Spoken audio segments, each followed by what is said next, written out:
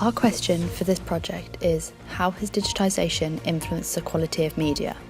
This documentary will focus on one of our case studies for this project. The news. But what is quality and how can it be defined? The Oxford Dictionary defines quality as the standard of something as measured against other things of a similar kind, the degree of excellence of something. How can this be applied to media, and more specifically, to news? As there is not one universal marker of quality for different media formats, we have identified 4 measures of criteria: critical response, prestige, viewership numbers, and ratings. We will be applying this criteria to different media formats throughout our project. In this TED Talk, Lara Sepchkan points out how one marker of quality, ratings, does not necessarily equate to accurate journalism. We need a kind of Hippocratic oath for the news industry, a pledge to first do no harm. Journalists need to be tough, we need to speak truth to power, but we also need to be responsible.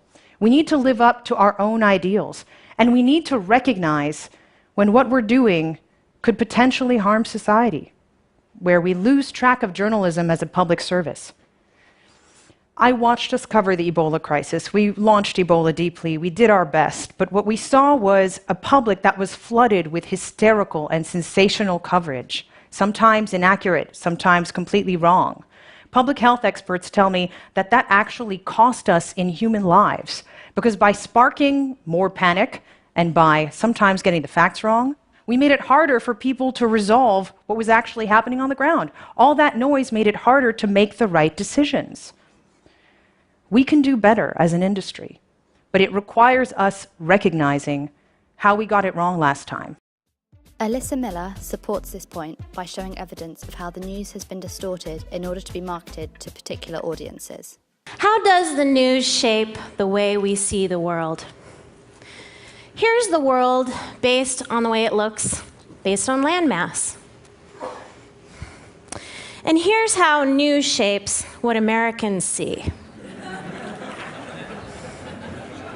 This map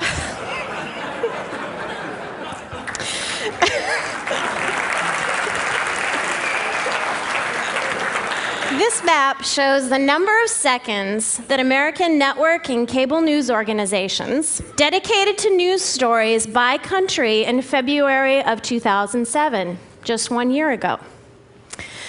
Now, this was a month when North Korea agreed to dismantle its nuclear facilities. There was massive flooding in Indonesia.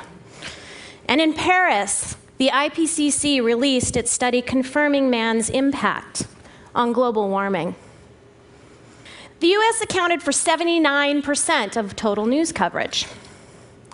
And when we take out the US and look at the remaining 21%, we see a lot of Iraq, that's that big green thing there, and little else. The combined coverage of Russia, China, and India, for example, reached just 1%. When we analyzed all the news stories and removed just one story, here's how the world looked. What was that story? The death of Anna Nicole Smith. These talks show us how the quality of news can be analysed using this criteria. However, they point out that the stories themselves, although they may be of high quality, can be exaggerated or be missing important parts completely just to appeal to particular markets.